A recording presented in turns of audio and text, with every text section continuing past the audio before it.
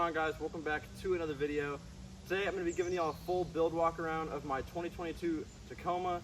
I'm going to be going through everything I've done to it, inside and outside, and just kind of walking y'all through the process of how it got to here. So let's go ahead and jump right into it.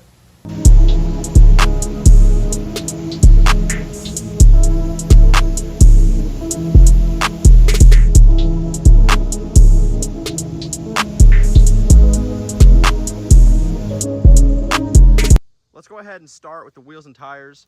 So I have the SSW Sierras in the machine finish. They're a -25 offset wheel and are a 17x9. And wrapping those is a Yokohama Geolandar G003 in a 33 by 12.5. I really like these tires. They are much better than my ridge graps that I had before, and I think this is the perfect tire size for Tacomas. They're not too big, but you know, you get enough meat on the bones to really fill out this wheel well and give you more clearance whenever you're off-roading. So in my opinion, best tire size, and in my other also opinion, this is the best tire you can get for these trucks. So that's the wheel and tire setup. I do have 1¼ inch spacers back behind here. I don't think you guys can see, but they're from Orion Motor Tech, which is an Amazon spacer, but they are hub centric and they are pretty high quality for the price. So if you install them correctly and they're hub centric, you really should have no issues at all with spacers. So that's what I'm running for the wheels and tires. In order to fit these tires, I of course needed to get a cab mount chop, so I have that done. I did it myself. Me and a buddy did it, and we did a pretty good job.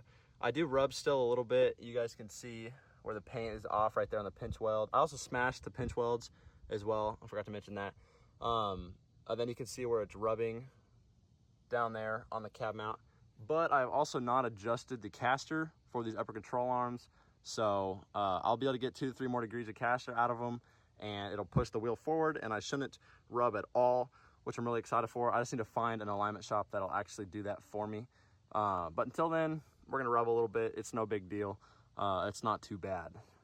Moving up to the fender, you guys can see that I have the front fender trim. I basically trimmed the front fender about 1 inch, I'd say. It's a little bit more up at the front than the rear.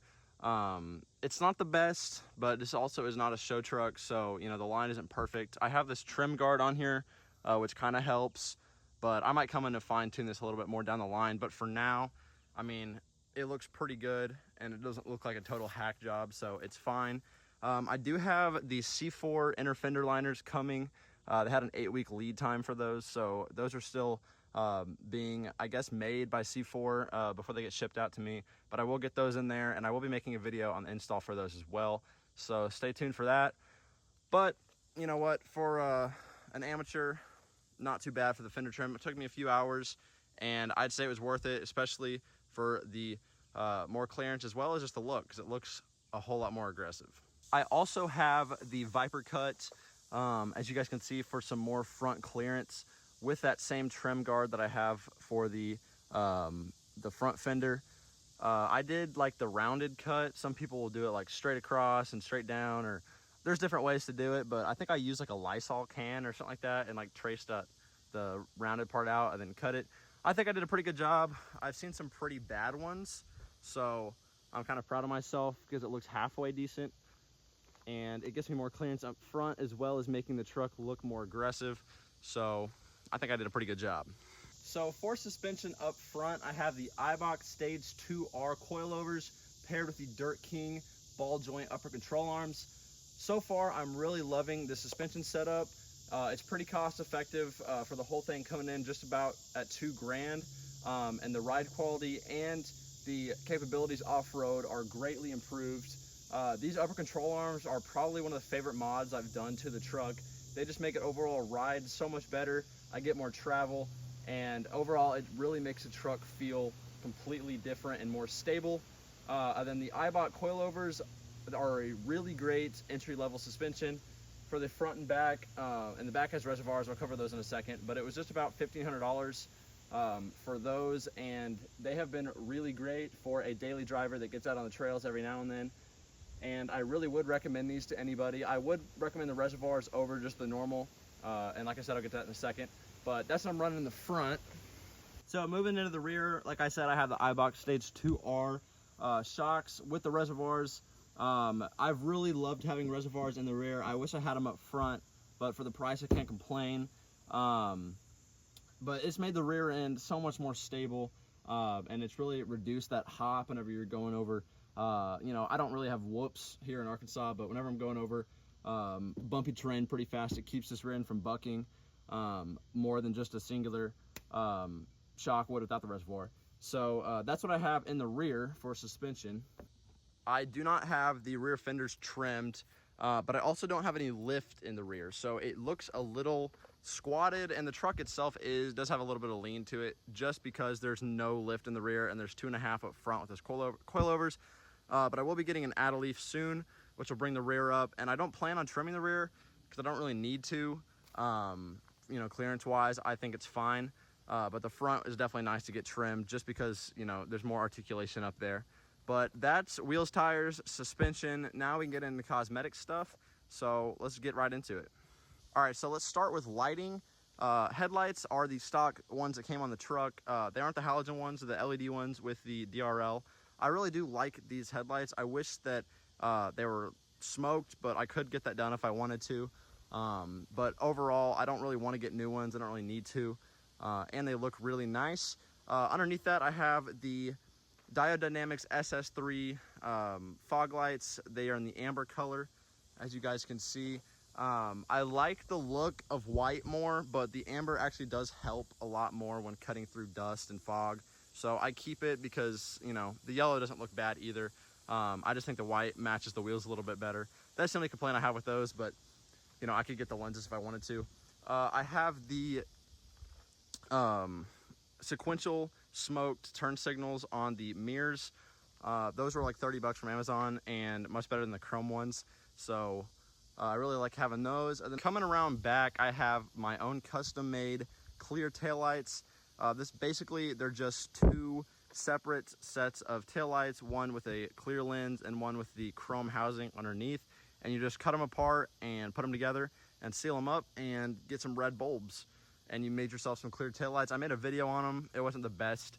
So if you're wanting a tutorial, I wouldn't recommend watching that one. But they are really unique and they look really good with a Lunar Rock. I think they'll look a lot better whenever I get the paint matched bumper caps. It looks a little weird with the black, and everyone keeps telling me to get the paint matched ones. I'm just waiting to pull the trigger on those, but they will look a whole lot better once I get those. That's all for lighting. Let's jump into some of the minor things on the exterior. So I have the black letter inserts on the tailgate, the blacked out V6 badge, the blacked out CRD 4x4 off-road stickers, which I might be taking off actually because I've been liking the looks of just like a D badge Tacoma. I don't know if I'll take off that Tacoma. I might make that a taco, but I might be taking these bed decals off. I have the Shine Supply, just a sticker back here because I really like Shine Supply and I like detailing. So I just like repping them. I have the black covers for these, but like I said, I might cut it and take the letters off and just make it say taco. I've seen a few people do that. So, you know, it didn't seem like the worst idea. I'm going to count this as a mod because before this, I had my truck came with this, then I got the TRD Pro grill, had that for a while. Then a few months ago, I got this grill, and I think this looks a lot better than the TRD Pro grill. It kind of matured a little bit. I might get the black cover for it, the insert, but I think the grill itself looks way better than the TRD Pro. I think the TRD Pro grill is way too played out, and having something like this just looks way more premium, if you will. So I'll count that as a mod. But other than that, I think that's everything on the outside. I'll go over kind of some of the stuff on the inside, but it's pretty dirty, so I don't want to show y'all a whole lot. But yeah, let's go ahead and open up the doors and check out the inside. So for interior mods, like I said, it's pretty dirty in here, but I have the Extreme Online Store seat covers. These are leather. They're not real leather, but they are the leather seat covers and all black. They were sent to me to review, and they are actually a really good seat cover. They are just a little bit expensive, but I would rate these very highly. They've held up really well. They're really comfortable, and they're a hell of a lot easier to clean than the cloth ones, as well as they just make the truck look more premium. So I have those seat covers. Then I have the LED interior light upgrade. So these two, then the dome light, then the license plate light, as well as the ones in here. As you guys can see, much brighter, and they look much better than the ugly halogen ones that came stock. So I have those lights up there. I also have this Molly panel up here, which I'll put my knife and my flashlight and stuff on sometimes, and then I have my garage door openers. But you know, it just looks kind of cool more than anything, and it was only like 10 bucks. And then moving down, I have the SOS, I think, magnetic phone holder. This thing is like, I would not drive this truck without this. Like, this is so important to me, especially since I don't always want to plug my phone in to use CarPlay. Having like maps or stuff up here is like a necessity for me. So I would recommend this, especially since it's only $10 and it's really just low profile, and you know, it looks like it could have come from the factory like that, which is pretty cool. I have this organizer in here, which isn't doing a very good job of organizing.